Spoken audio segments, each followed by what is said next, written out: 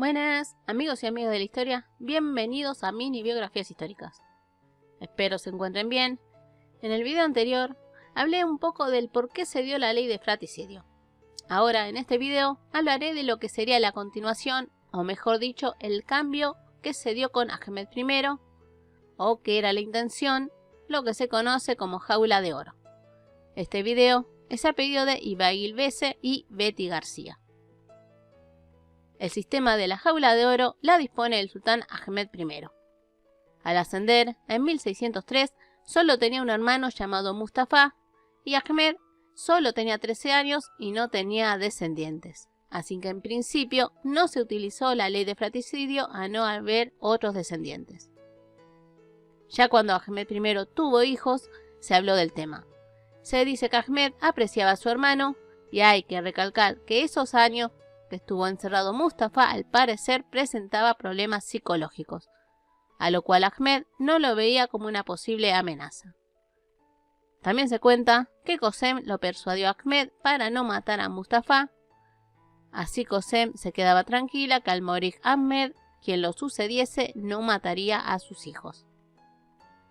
Entonces, el sultán derogó la ley de fratricidio e impuso el sistema de jaula o jaula de oro, donde los príncipes otomanos estarían en habitaciones llamadas cafés dentro del palacio de Topkapi, más exactamente en el harem, siendo vigilados constantemente.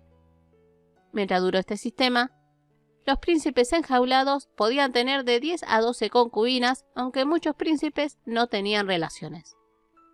No podían tener hijos, ya que si la concubina quedaba embarazada, era ejecutada antes de dar a luz o condenada a muerte luego del nacimiento, donde el bebé fallecía al momento de nacer.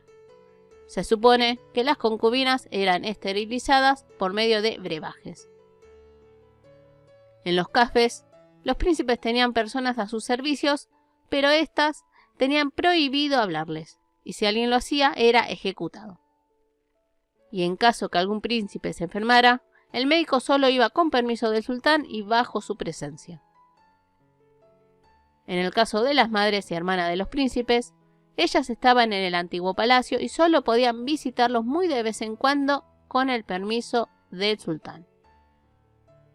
En cuanto a la educación, tenían un profesor particular que les enseñaba lectura, escritura, aritmética, ley islámica y lectura del Corán.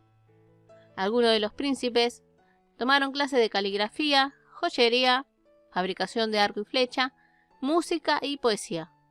Pero como vemos, nada que tenga que ver con la administración del Estado o el arte de la guerra.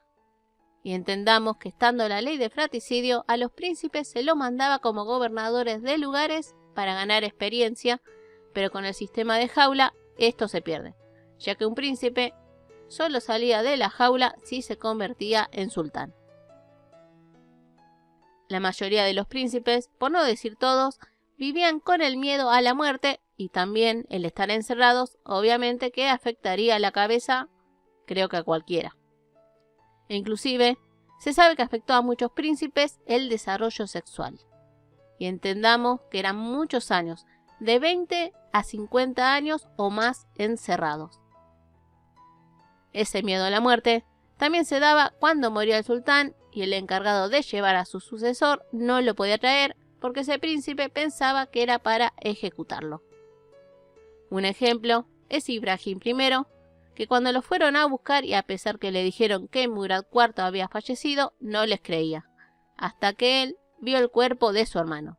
Y es entendible porque Murad IV, a pesar que estaba en la jaula de oro, mandó a ejecutar a 3 de sus hermanos y en su lecho de muerte quería ejecutar a Ibrahim.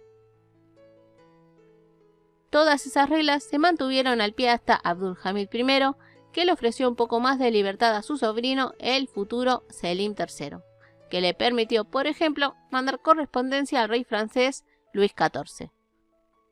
También, Abdülmecid I le permitió un poco más de libertad a su hermano, el futuro Abdulaziz, y este, al ascender, le dio más libertad a sus sobrinos, los futuros Murad V y Abdülhamid II. Por ejemplo, lo llevó a Europa junto a él. Pero al final de su reinado, volvió a cortarles esas libertades, ya que veía que sus sobrinos lo podían derrocar. Igualmente, sería depuesto a favor de Murad V. Se puede decir que la jaula de oro funcionó desde 1603 con Mustafa I hasta 1861 con Abdülmecid, aunque luego con pequeños intervalos. Pero con el último sultán del Imperio Otomano, Mehmed VI estuvo casi 56 años en la jaula de oro. Chicos, chicas, me gustaría que me digan qué piensan de este sistema. Espero les haya gustado el video. No se olviden su like y de compartirlo, que créanme me ayudarían un montón. Les mando un muy fuerte abrazo y nos vemos en el próximo video. Besos.